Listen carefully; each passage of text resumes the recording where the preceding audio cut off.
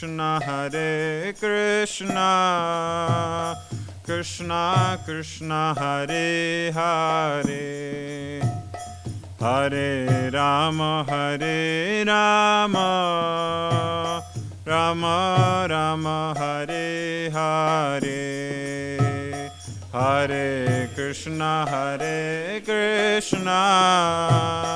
Krishna Krishna, Hare Hare, Hare Rama, Rama Rama, Hare Hare, Hare Krishna, Krishna Krishna, Hare Hare, Hare Rama, Rama Rama, Hare Hare, Hare Krishna, Krishna Krishna, Hare Hare, Hare Rama, Rama Rama, Hare Hare, Hare Krishna, Krishna Krishna, Hare Hare, Hare Rama, Rama Rama, Hare Hare, Hare Krishna, Krishna Krishna, Hare Hare, Rama, Rama Rama, Hare Hare. Srila Prabhupada ki jai. Thank you so much. Om Namo Bhagavate Vasudevaya.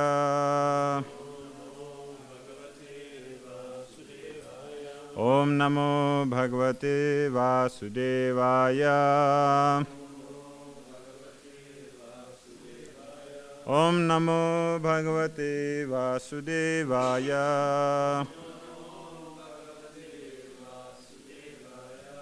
Reading from Śrīmad-Bhāgavatam, Canto 4, Chapter 9, Text 11. Right? Okay.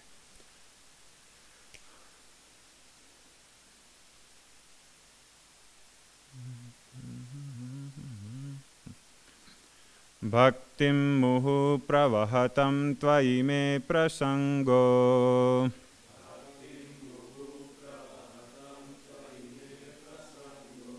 Bhuyadananta mahatam amalasayanam.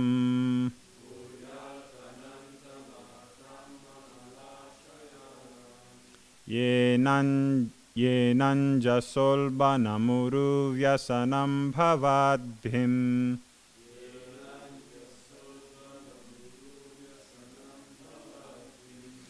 Nishye bhavadgunakatamritapanamattha.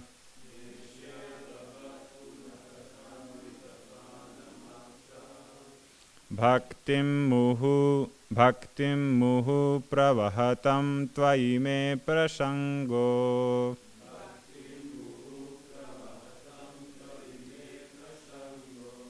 Bhuyad ananta mahatam amalasayanam.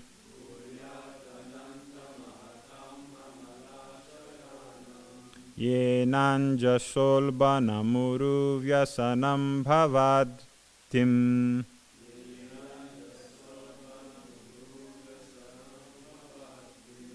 Nishye bhavadgunakatamritapanamattaha.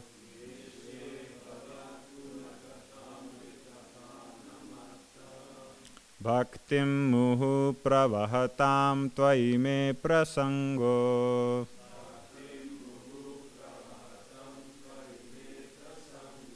Bhuyad ananta mahatam amalasayanam.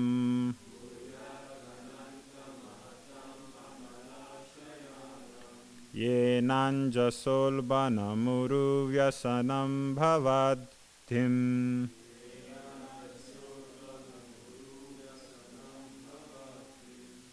Nishye bhavad gunakatamritapanamatah.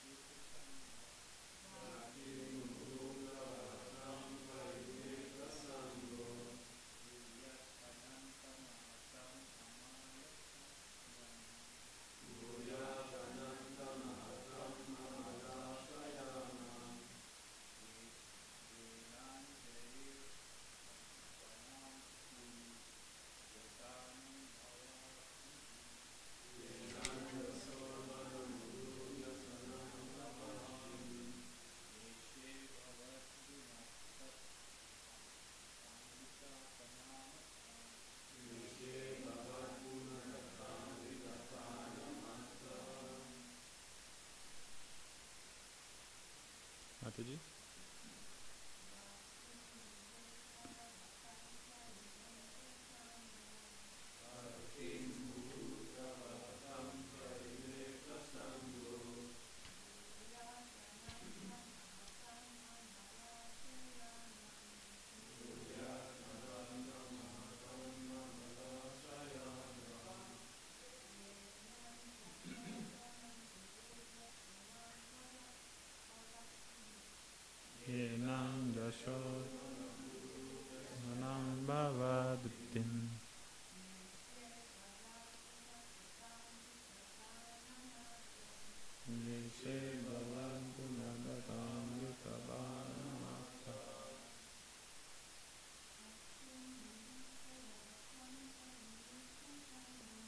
Bhaktin muhugatam varne prasango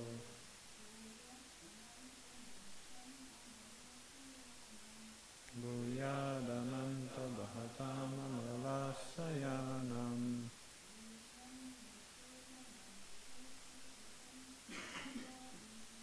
Elam bhavadvim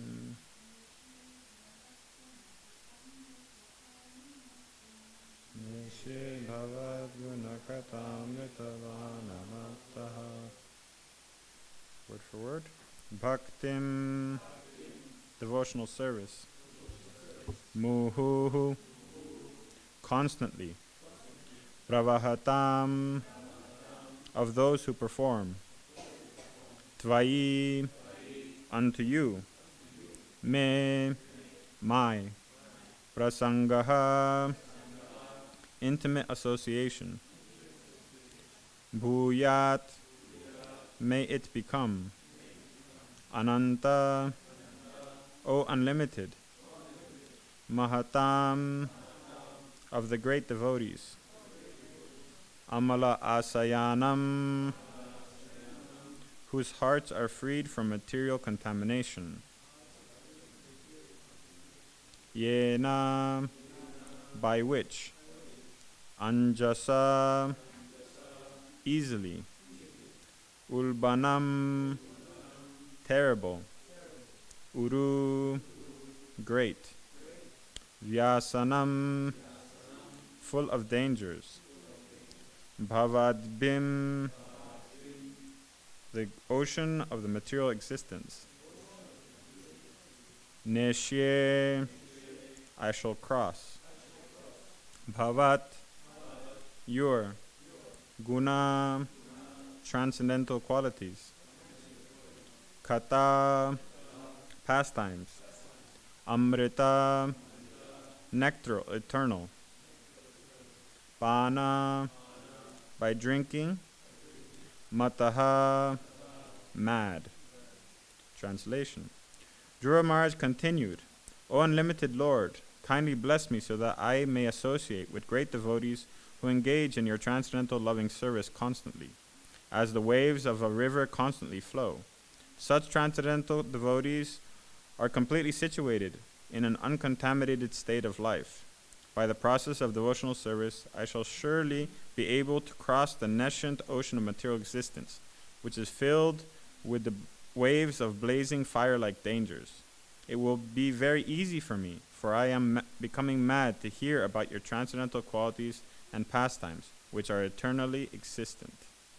Purport by His Divine Grace, A.C. Bhaktivedanta Swami Srila Prabhupada. The significant point in Dhruva Maharaj's statement is that he wanted the association of pure devotees.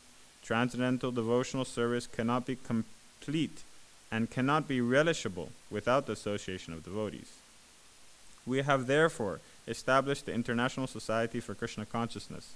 Anyone who is trying to be aloof from this Krishna conscious society is yet engaged in Krishna consciousness is living in a great hallucination.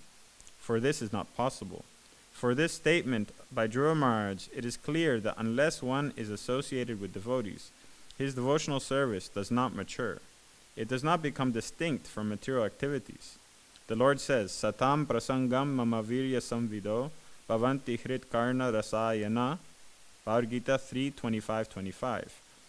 Only in the association of pure devotees can the words of Lord Krishna be fully potent and relishable to the heart and ear.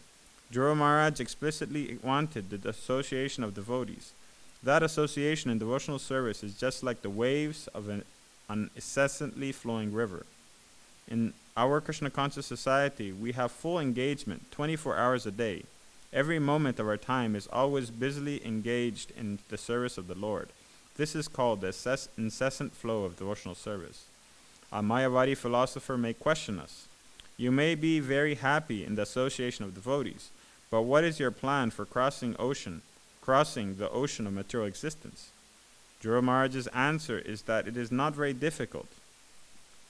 He clearly says that this ocean can be crossed very easily if one simply becomes mad to hear the glories of the Lord. Bhavad guna kata. For anyone who persistently engages in hearing the topics of the Lord from Śrīmad-Bhāgavatam, Śrīmad-Bhāgavatam, and Chaitanya Charitamrita, and who is actually addicted to this process, just like one becomes addicted to intoxicants, it is very easy to cross the nescience of material existence. The ocean of material nescience is compared to a blazing fire, but to a devotee this blazing fire is insignificant because he is completely absorbed in devotional service. Although the material world is blazing fire, to a devotee it appears full of pleasure.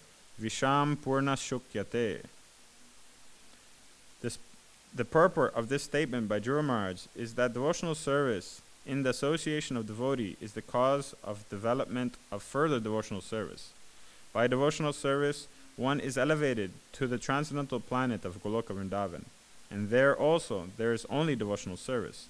For the activities of devotional service, both in this world and in the spiritual world, are one and the same. Devotional service does not change. The example of a mango can be given here.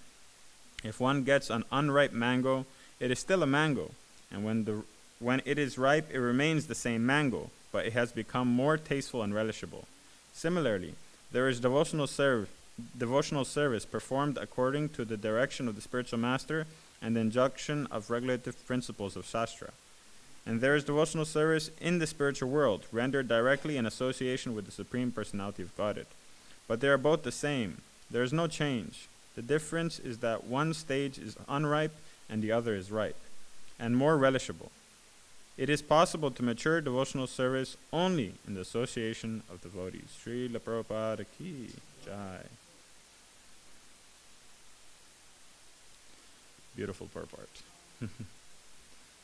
Narayanam namaskrityam naram chaiva narottamam devim saraswatim vyasam tato jayamudirayet. Mukam karoti pachalam pangulam gayate girim yakripatamaham vande Shri Gurum Dinatarinam Paramanandamadavam Shri Chaitanyamishwaram. Namo Vishvadaya Krishna Prastaya Bhutale Srimate Indrinumna Swami Tinamine. Namo Prabhupada Piyasaya Jagannatha Yatrananda Murtiye Bhaktasukena Krishna Kirtanena Narsimhena Rakshataya Namaha. Vancha kalpatrubhyasya kripa sindhu ye vacha patitanam pavanebhyo vaishnavebhyo namo namaha. Jai. So we have a very wonderful verse today. All these verses are very wonderful. Guru Maharaj, whole Śrīmad-Bhāgavatam is very wonderful. But this specific part of this chapter where he finally got to see the Lord and now he's reflecting and thinking about and sharing his realizations of all his devotional service and finally the goal, after achieving the goal of his devotional service. And so it is very instructive, it's very applicable to us and for us to be able to apply it right in our life right away. Yeah, I'm very fortunate that on this verse I found lectures by Sheshika Prabhu, by Mahatma Prabhu, by Sachinandan Swami, and so I'm greatly going to borrow from their most elevated lectures and try parrot what they said along with a little bit of what I understood and also thought about on this verse. So the first thing we can see from this verse, of course, is it's a wonderful prayer for us to memorize, to recite, to think about. It's a very instructive prayer because it's expressing the importance of association in devotional service. And association of devotees in devotional service is the only way by which we can fully understand and take advantage of everything we are given in this Krishna conscious society by Srila Prabhupada. The analogy of the ripe and unripe mango is very, very important. Mahatma Prabhu brings out the point that sometimes when we're performing devotional service, we think that this is what I'm doing now, and then something will change. The idea that I'm going to be able to do something different, or now I'm chanting and I'm focused on chanting, but later I won't have to do this. No, it's not like that. It's that now you're chanting and it's work. Later you're chanting and it's pleasure. That's the only difference. Now you're cleaning the pots and it's work. Later you're cleaning the pots and it's pleasure. There's no really difference in what you're necessarily going to be doing. Devotional service is the same in this world and in the spiritual world. And then I was thinking about that and I was trying to think how we can see the meaning of this. Sometimes it's difficult to grasp the meaning unless you have something you can apply it or something you can refer it to in your own life. And the idea came, or the example came, that sometimes when you do service or you do something for someone you really love or you really appreciate, you really admire, it's full of pleasure. The Swami comes and you get to clean his room. It doesn't matter how disgusting the room is, you're preparing it for the Swami and it's so relishable. Or you have a father, a mother, any of the 5 rasas actually, if you have in your life and you find someone that you really love and you're doing any service for them, it's relishable. It's the same thing that you have to do the next day just because you're supposed to and you don't connect it, right? You're cleaning their room, you're washing their clothes, you're making them breakfast, you're buying them some gift, you're writing them a letter. It's fully relishable because you love the person. And so in the spiritual world, everything you're doing with an unimaginable amount of love for the for the Supreme Lord. And so you can imagine the amount of pleasure, like if you're making, let's say, something simple. It's your mother's birthday and you're writing her a card or making her a gift or making her some breakfast. You're so excited and so happy and your mind is fully engaged in making the breakfast and how she's going to like it and how happy she's going to be. And there's no thought of, oh, then later she'll give me something on my birthday. There's no thought of that, at least in those circumstances. So that times billions is what you'll experience in the spiritual world, right? That excitement and happiness, just performing service to the Lord with no expectation of something in return. As Prabhupada says, the love of the mother is the closest thing to pure unalloyed love in this world. And so you can see reflections of those things, and it can make for us a connection. It can make sense. That now we're performing devotional service and we're plagued with so many anxieties and so many troubles and so many different things that distract us from the purpose in which we're performing devotional service. And we're just thinking about, when is this going to be done? When is this going to be over? And we're not thinking about the purpose or if anything's going to change. It's just our mind. It's us that need to change, nothing else. So I thought that was a wonderful example that Prabhupada gives of the unripe and ripe mango. It's the same mango. It's still a mango. It's just that now that it's ripe, it's relishable, it's desirable.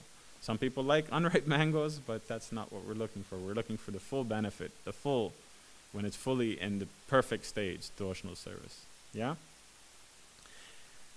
And the other point that was greatly emphasized in this purport is the association of devotees. And so we will get into more the importance of association and how we can take advantage of association and derive the full benefit. But in this connection, Vaisheshika Prabhu describes how one way how we can see our progress and our desire for association, or the benefit of association, is our eagerness to hear, right? Dhruva Maharaj talks about hearing in devotional service, hearing and chanting in devotional service. And in other places in Śrīmad-Bhāgavatam, there's many other verses. By Queen Kunti, she says, in the association of pure devotees, discussion of the pastimes and activities of the Supreme Personality of Godhead is very pleasing and satisfying to hear and the heart, to the ear and the heart. By cultivating such knowledge, one gradually becomes advanced on the path of liberation, and thereafter he is freed, and his attraction becomes fixed. Then real devotion and devotional service begins. Right? So she's saying that in the association of devotees, hearing about the Supreme Personality of Godhead is very relishable to the ear and to the heart. So how much we relish hearing about the glories of the Lord is a direct indicator of how much we are associating with devotees and taking advantage of their association, because it gives taste. Right? That connection was made by Vaisheshika Prabhu, that we have to gauge our progress in Krishna consciousness by how much we have taste for performing more Krishna consciousness. Right? And then we can see if we're taking advantage. If we're not, then we can do something about it. Right? And of course, as we always say, if you're not going forward, you're going back. Right? So if you see, it's not that you see that, oh, I have taste and therefore I'm okay, I don't need to associate with devotees. No, that should give you more eagerness to see that the process is working. I have to take more advantage. I have to look for more devotees to associate with. I have to take better advantage of those devotees who I have around me and proper, and actually relish their association and gain the benefit of it. In another spot in Śrīmad-Bhāgavatam, O Krishna, those who continuously hear, chant, and repeat your transcendental activities, or take pleasure in others doing so, certainly see your lotus feet, which alone can stop the repetition of birth and death. Right? This is Śrīmad-Bhāgavatam 1:836. So there's so many verses we're going to find describing the importance of association and appreciating devotees who are engaged in devotional service. Then we can actually become inspired, then we can become engaged, and then we can take full benefit. Like Srila Prabhupada says, if we think we can be Krishna conscious outside the association of devotees, we are in a great hallucination. We are thinking like a mirage. We're thinking that something is that is not. Yeah? And so how can we take full advantage of the association of devotees? There's the most, how would I say, the first thing you have to do is to start appreciating and understanding the greatness of devotees around you, right? If we only see faults, if we only like to criticize and gossip, then that's all we'll see, right? If you want to see the good qualities in someone else, that is the person who you'll be associating with. Yesterday, Gopi Gita Mataji in class, she mentioned the point that someone mentioned to her that we're very service-oriented here in Simhachalam. We're just focused on service, and sometimes we're leaving out relationship, you know? And so the idea comes up, or the realization comes up, that getting things done is not devotional service. Our mentality while performing them is devotional service. Our mood and our love that we're offering to the Lord, that is devotional service. And so just that the temple is clean, just that lunch is cooked, just that the pots are cleaned isn't devotional service, right? It's how we're doing it, what we're doing it, the mentality in which we're performing, that is devotional service, right? Sometimes I remember when in the process of, engaging devotees, engaging the children of Gurukul in service, a lot of times you become so entangled in the specifications and the details, like it's not on time, this is not happening, it's not consistent, every day I have to remind them to perform their services and they're not doing it, or I have to constantly, every week we have to re-emphasize the same things, and then it would just be mentioned and it was like, yeah, that's fine, but how are the boys, how are their mentalities, are they happy in the service, Are they enjoying the service? Then the systems can change. If every week we have to change the system for which devotees perform their services so they remain happy and they remain inspired, it's better than just having a fixed system that works day in, day out, just like a machine. Because that's not what we're looking for. Then we could just get machines to do everything. Why do we have to do it? No, we want the devotees to realize what they're doing. We want them to appreciate what they're doing. And how do we do that? Jai Nrsimha Bhagavan Ki Jai. By appreciating, by understanding that devotees are people, by understanding that devotees have qualities, and they have good qualities. And if we want to improve our association, we need to start seeing the qualities that we want to associate with. Right? The same person, if you see his good qualities, that's what you're going to associate with. When you're with him, you'll be deriving those qualities from him. And when you only see the bad qualities, then you're only going to be deriving those bad qualities from the same person. And so that is a way in which we can improve our community by everyone trying to encourage and inspire the good qualities in one another rather than the bad. Right? Mahatma Prabhu points out that in this material world, right, he says, the language of the material world is criticism and gossip. And the language of the spiritual world is glorification and appreciation. So when you want to go to the spiritual world, they're going to ask you, do you speak our language? Do you speak glorification and appreciation, or are you gossip and criticism? Then you can't come to this. You can't come to the spiritual world. You're going to have to take birth again to learn our language. Right? So if we're looking for bad qualities, if we're only seeing bad qualities in someone else, that means that those bad qualities exist in us. Right? And that's because of our bad qualities, then we only see that in someone else, and that's what affects us. If something really bothers us about someone else's behavior, their attitude, their character, it's usually because that same thing is actually bothering us inside. It's like a mirror. Radhanath Maharaj always expresses that when you see someone else's bad qualities, it's simply mirroring your own faults and contamination. So the more we're able to practice seeing the good qualities in others, the more we will start mirroring those good qualities upon ourselves. And we will improve ourselves along with our community. Right? The example is given that... where's that? By the association of devotees, when they see your good qualities, they will recommend you to the Lord, and therefore recommend you. Once you're being recommended by devotees to the Lord, then he will start showing his mercy towards you. Right? The connection is given in Chaitanya Charitamrita. Vaisheshika Prabhu points out that when Maharaj Prataparudra, right, he wanted to see Mahaprabhu, Mahaprabhu was very reluctant. He said, no, he's a king, I am a sannyasi. It's considered like poison to associate with worldly minded people. But by different personalities coming and expressing, no, Maharaj Prataparudra is a great devotee, right? He's done this, he's done that, he's very eager to serve you. Then only when Maharaj Prataparudra was there sweeping the roads of the Ratha Yatra did Mahaprabhu actually give his mercy to him.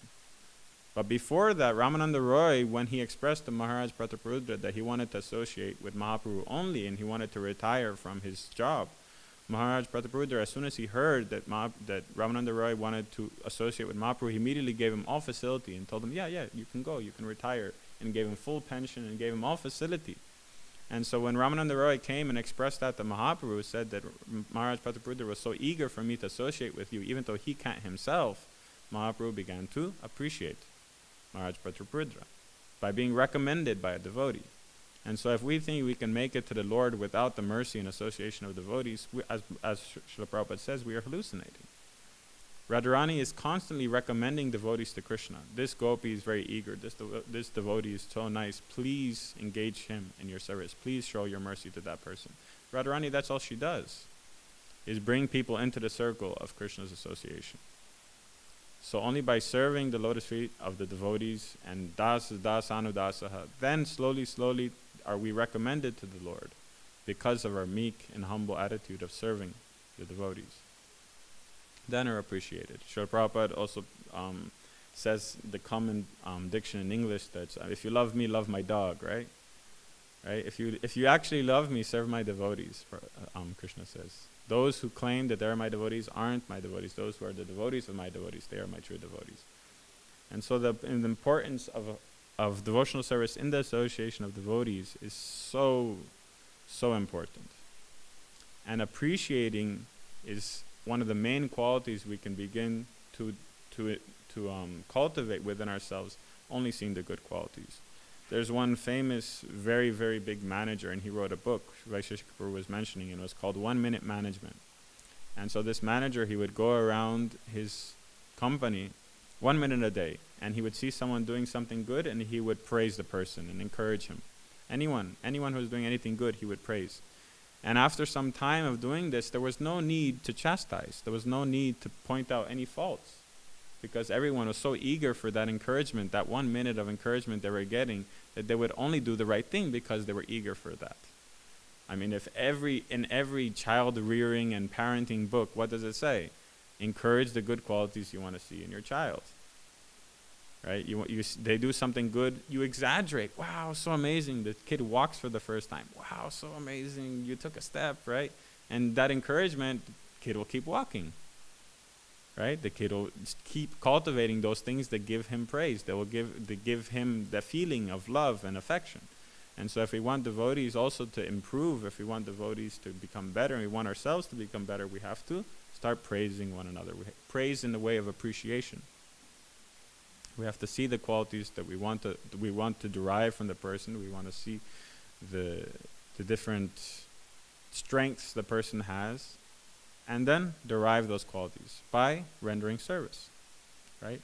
Pariprashnena, right? Tadvidi pranipratena pariprashnena sevaya. If you want to receive the mercy, or if you want to receive the knowledge from the spiritual master or from the devotee, you must render service in a humble state of mind.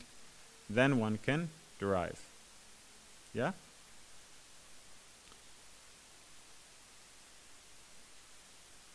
Mahaprabhu also points out that just like the way in which we can see our progress in devotional service is by our taste for hearing and chanting the holy name and by hearing the glories of the Lord, Mahaprabhu points out that a way in which we can see our advancement in Krishna consciousness is our ability to see the good in others. Yeah, if we see bad qualities, then we know that we have some work to do. There's something wrong. You shouldn't see someone and immediately think this person is like this person is like that. No, it should immediately be, wow, this person has this good quality. This person is very eager to perform devotional service. This person is very nice and has good manners. This person is, has a very loving nature and is very happy all the time, right? Then you see the good qualities. That means that we're seeing the good, the potential in someone else. He points out, Vaisheshika Prabhu points out that there's 3 types of people. The Kanishta Adhikari, the lower person, when he sees someone, he simply thinks of the person's past, what he's done, what he was, right? He sees that this person was like this, and therefore that's what he is. And so therefore he's a bad person or a good person, depending, right? The medium person will see, okay, this person did this in the past, but now he's reformed, he's fixed himself, and look how good he is. He's a really nice person. Look at the qualities he has now. But the Uttamadhikari, the pure devotee, the person who's actually elevated, he'll see this person has the potential to be this, and therefore I'll treat him in what he could be. Like Srila Prabhupada, he saw the hippies and people doing all the craziness that they were doing, and he treated them all like devotees, way more advanced than they were. He would treat them like he wanted them to be, like he knew their full potential could be. And so therefore, what did they become? They became what he showed them. New devotees, he would send them all over the world because he said, you can do this. You can, preach in Japan. You can preach in London. You can preach in Russia. Go and do it. And they would, seeing Prabhupada's conviction in what they could do, they would do it. So if we see the potential in someone else, this person has the potential to be this, and we encourage that potential, we encourage that ability in the person, that person will strive to become that. And in that way, we're encouraging one another so much that the whole community benefits and everyone is helping each other become better. Right? And engaging one another in devotional service is also an extremely important part of, let's say, community building or Vaishnava association. Vaisheshika Prabhu points out the point that when Kala Krishna Das, he was serving Mahaprabhu, he was directly in the association of Mahaprabhu and he fell down, right? To the Badiharis, was it?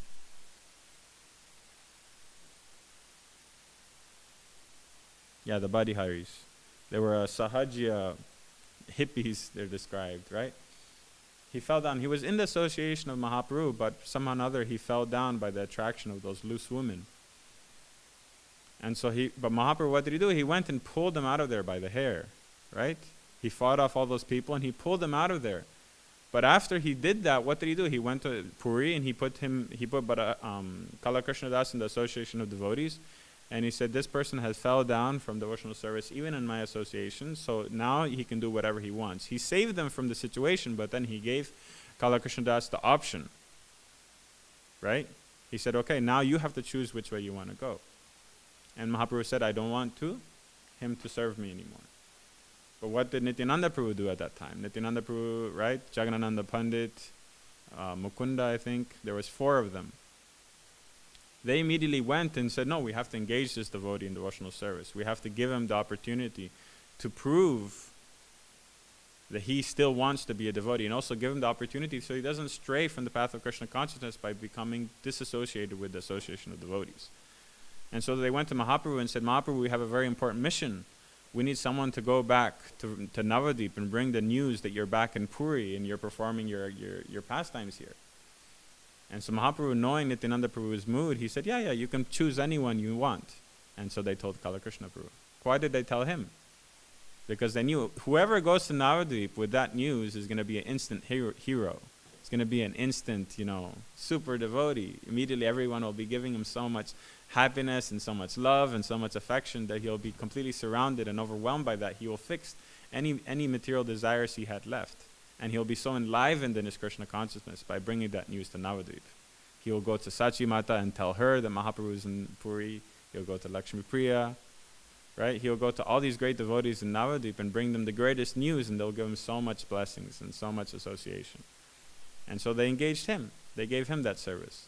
So that is the duty of a Vaishnava community, to when they see someone slipping, when they see someone becoming disturbed, when they see someone losing interest in devotional service, they find a way to engage him. In whatever way, to bring him back, to bring him to the association of devotees, to bring him back to inspiration, to perform devotional service, to show him the joy of Krishna consciousness.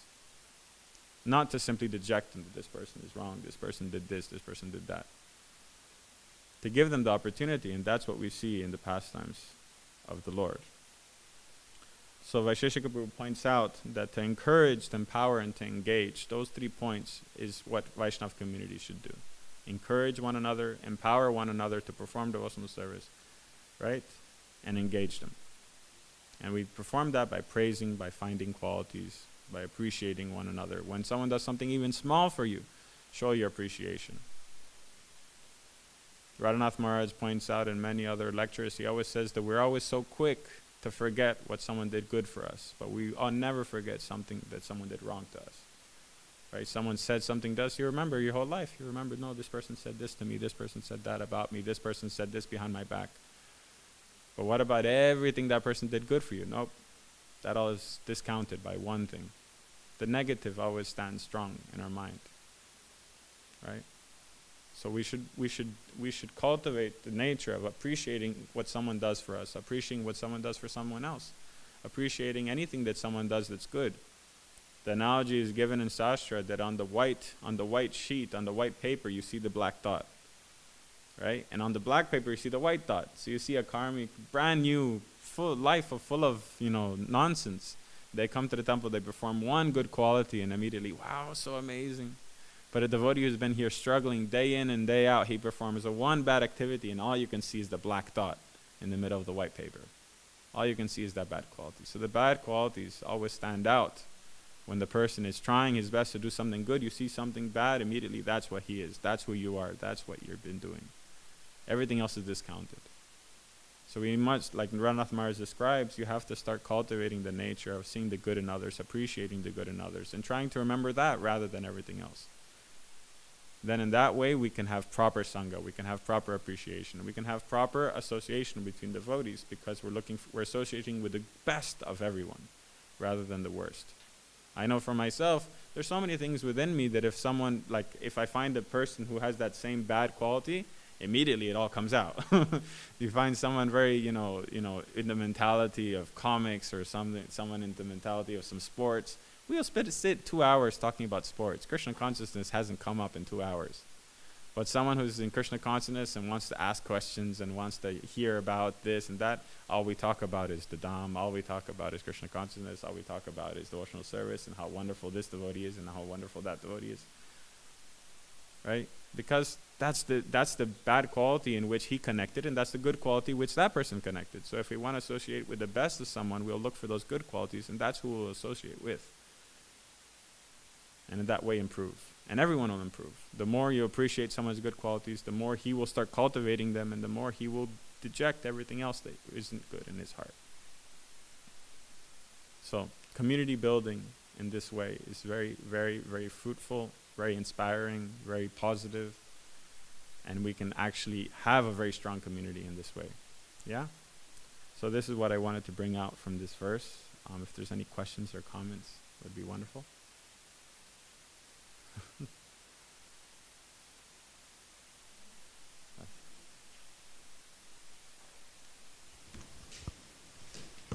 Thank you very much for the class. It's really like a fantastic verse and fantastic purport. And there is one sentence which is stay like vibrating in my head when it says, Srila Prabhupada say, I think it's somewhere in the beginning of the purport, when Srila Prabhupada say that we need to be addicted to Shravana. Can you read this again, please? As an addict, we need to like... Actually, we need to get intoxicated with Shravan. Is this the right one? Yeah, 411.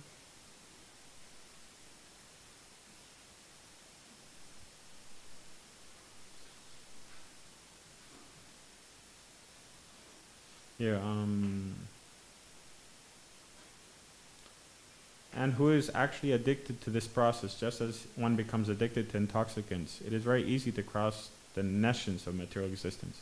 He's talking about for anyone who persistently engages in hearing the topics of the Lord from Śrīmad-Bhāgavatam, Śrīmad-Bhāgavatam and Chaitanya Charitamrita, and who is actually addicted to this process, just as one becomes addicted to intoxicants. It is very easy to cross the nescience of material existence, the ocean of material nescience.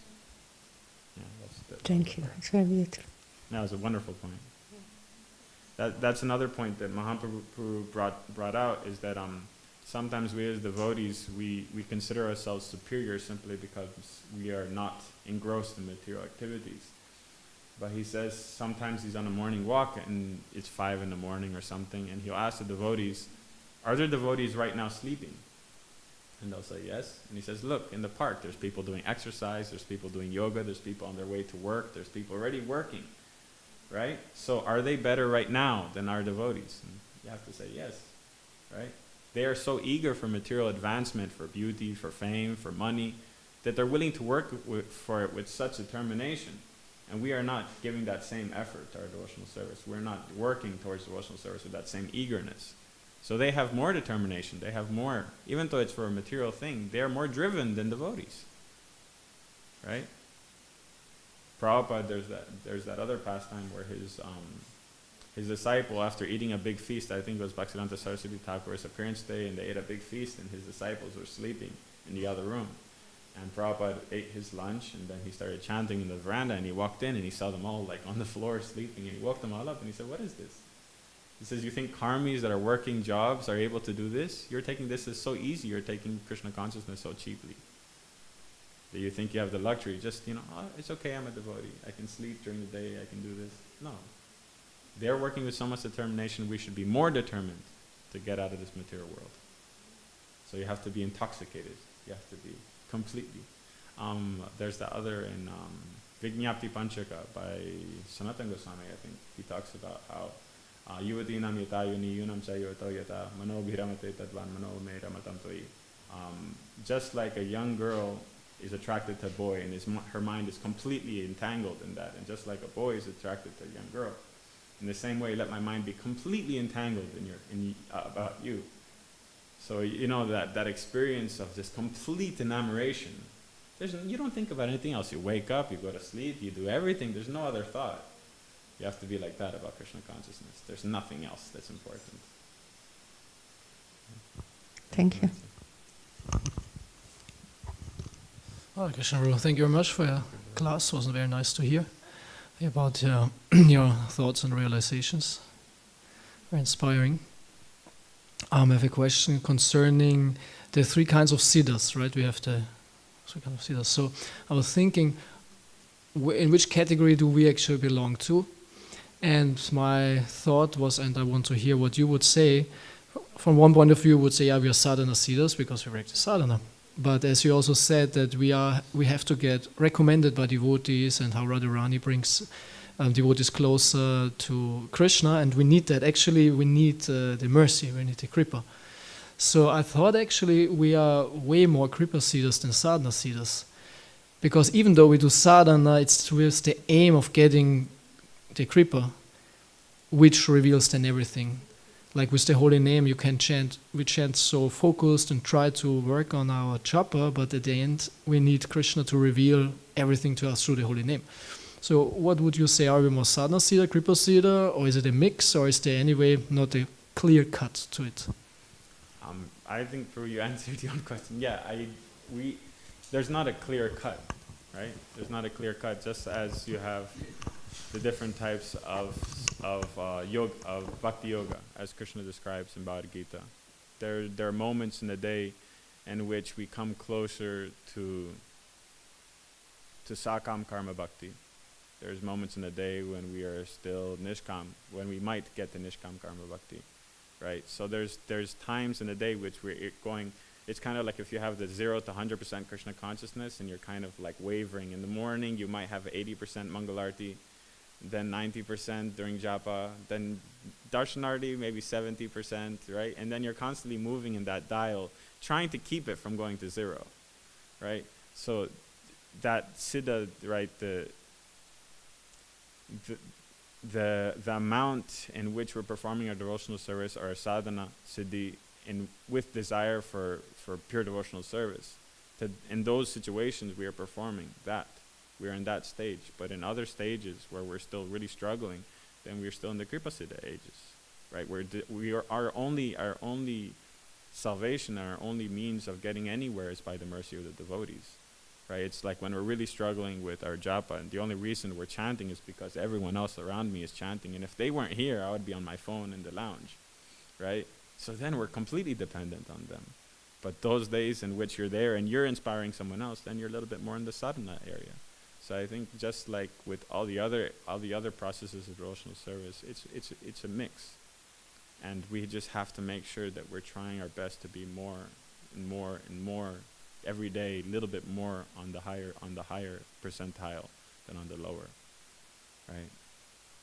In this connection, also Mahatma Prabhu in another class, he was mentioning how we have two parts of our sadhana bhakti. We have in the morning, basically pre-breakfast, he calls it, and post-breakfast. So he said our pre-breakfast sadhana is very easy. You just go along with the morning program, but then after breakfast, no one thinks about what are you doing after breakfast? How conscious of Krishna are you after breakfast? What is, it's a completely different lifestyle. And so he said that basically our morning is in preparation for our post-breakfast sadhana. And so in the morning you're practicing, and then in preaching, and then after breakfast you should be practicing what you preached and practiced in the morning. But we have the tendency that it's just like that's the only part that we think about Krishna, and then after breakfast it's just get through the day until the next morning. So we have to start being more conscious and trying to every moment of our day and everything that we do in the day, try to be much more conscious of where we are in our devotional service. How conscious of Krishna are we? Are we just simply, managing? Are we forgetting Krishna all the way? Seeing where our percentage is, and the more conscious we are of that, the better it is. That's why as people who get sick in initiation, you have to at least 3 times a day sit down and think about the Lord. So you purify yourself. You have to be in a pure state of body, mind. You have to sit down, chant the Gayatri, and think about the Lord at least 3 times a day. That's why it's there, right? So I think it's a mix, Prabhu. I think it's a mix of the 3, or 2 in most of our cases. And on those stages where we're inspired and we're inspiring somewhere else, a little bit more to the sadhana siddha, and then those places where we're completely dependent on the mercy of the devotees, then we're a little bit more in the kripa siddha stage. It's only because of their mercy that we're doing anything. Like I know for myself, only reason I come from Mangalarti is because then, devotees will be like, oh, he never comes from Mangalarti. And yeah, it's difficult. But then once you're here, then it's all good. But to get here is full Kripasiddha. It's only by their association that it's okay. I have to go be there. I have to show that I'm also I'm also pushing. I'm also trying to be a better devotee. And then once I'm here, then it's all relishable. It's all nice. But yeah, it's by the mercy of the devotees. So you're bouncing around between the two. Does that make sense for you?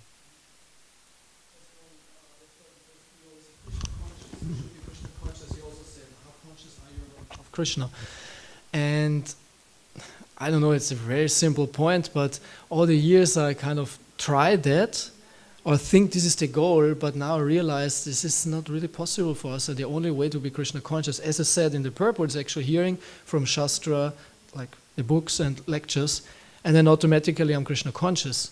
So for the service we have, and of course I cannot read all the time, and here so many, because it said we are service oriented here. So many practical things. How you conscious when you're even maybe on the altar sometimes. Yeah. It's very difficult. But I do, of course I don't do these things because different situation. But when I'm at home, I do homework. Like I have no problem with actually cleaning and cleaning my pots and all that, because I always listen to lectures or katha. And this is how we can use this modern technique in a way to be always Krishna conscious. Actually, it's perfect. So nobody can complain in that sense. Whatever you do, just put an earplug in and listen to your favorite katha, and perfect. Yeah, I use that so much as well. I learned it from my mother, but yeah, it was just the other day, just like a week ago, Dhyan Prabhu and Dean Prabhu were asking how to be more conscious during chanting. And so I told them what I do during cooking. I am not in the stage that I can be Krishna conscious while cooking and think that I'm going to make this for Krishna and I'm going to try my best and be fully thinking about that. Instead, I just override my mind with a pastime. And so I'm thinking about Krishna. I might not be, thinking about the cooking in connection to Krishna, but at least I'm thinking about Krishna. At least I'm Krishna conscious. And so it's the first step. And then eventually we want to be in the stage that we don't need. It's not that you wouldn't still listen, it's just that it's not the clutch. It's not something that you're trying to lean on. It's just assisting your already full absorption in the Lord. And yeah, always remember Krishna, never forget him. That's the negative and the positive. So that as much of the day as you can be always remembering him, the better. And when you're not able to do that because, whatever reason, or you're just want some time for your leisure to relax, then at least don't forget him. Which means don't do things that will hinder your devotional service. You want to go for a walk, that's fine. You want to go for a bicycle ride, you want to go swim in the lake, that's all fine. You're with your family. And who are your family? They're devotees. You're with your friends. Who are your friends? They're devotees. Right? So it's not direct Krishna consciousness, but you're still not forgetting him. So you're always between the two, and you want to make sure you're always in the two.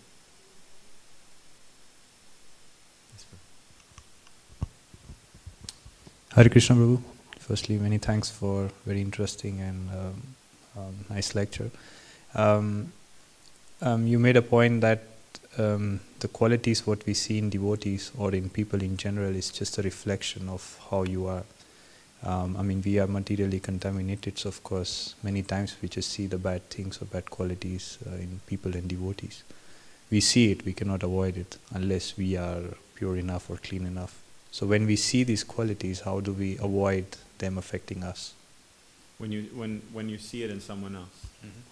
So there's two parts to that question. So the first thing would be that, like you said, how to stop them from affecting you.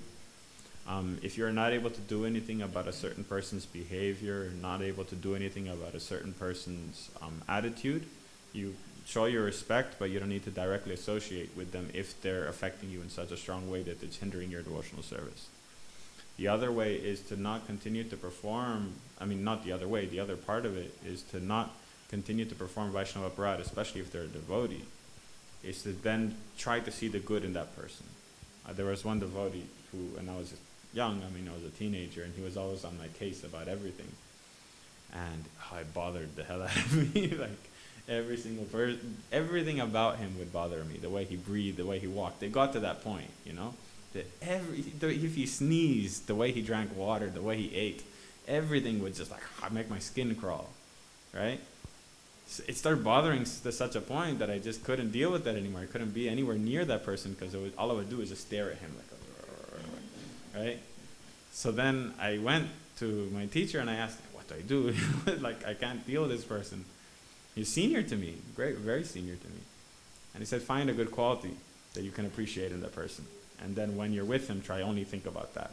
So one quality turned into two, two quality turned into three, and I greatly admire that person now because I appreciated one thing. What was the one thing that I appreciated with him? Is that he tried to do the best. Everything he did, he had to do the best. It took forever. Anyway, I'm going to go back into the negative. You know, if he was cooking, he did the best he could do, but it would be 3 hours late. But I appreciated that he tried, everything he did, doesn't matter if it was putting on a dhoti, chanting, practicing mridanga, you know, whatever he did it to the best of his ability. And then that quality turned into two qualities turned into three qualities. And slowly, slowly, I began to greatly appreciate, and everything else was completely overshadowed. So those two things. First thing is, if you see that it's bothering you too much and you can't function, take yourself out of his association for some time. But if you're able to see a good quality in that person, appreciate that good quality, and when you see that person, only associate with that good quality. Everything he does, see through that good quality, right? And then that way it's very easy for you to then associate with that person and then associate with that good quality that you're seeing within him and derive that from him, that you want it. You see that a person's very, very meticulous about his service. You know, he does it very carefully. Try practice that in your own life and then learn from that person. Okay, he's doing this better. He's doing like this. I'll copy that. I'll do that. About that one good quality. And then in that way, it'll get more and more and more. And you'll see it start happening with everyone. When you see someone else, you'll be looking for, oh, what does he do special? What does he do better than I'm doing? Right? And then you'll appreciate that quality. And it kind of becomes contagious that you'll just start seeing good qualities in everyone. And it's very quick, actually, if you actually sincerely practice it. You'll just look for the good quality, and then you'll see that. And you'll become a lot more conscious of your thought process when you see someone. You'll become more aware of what you're thinking and what you're feeling. Sometimes we see someone, we judge them before we even get to know them, we don't even notice because it's so, intrinsic to our behavior. But when you start being conscious of your attitude towards someone, their behavior, you become more aware, and then you become more in the habit of actually, when you see someone and you see something bothers you about them, then you'll think, no, I have to think about something good, and it'll make it into a training. It'll become a practice. Yeah, bro? Does that help? Any other question or comment? Otherwise, we'll end here. I have something. Yes, ma'am.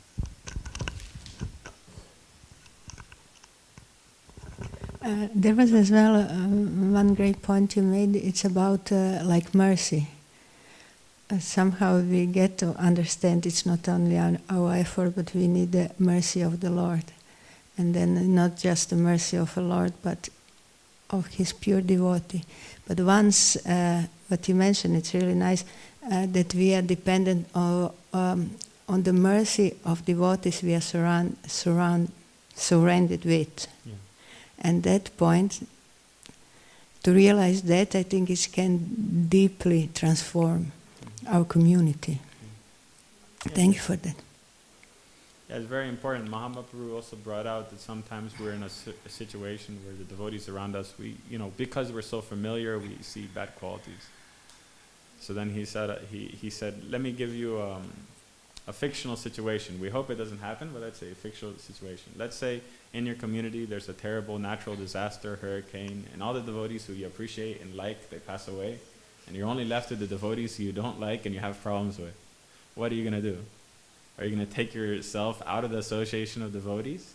What good will that do you?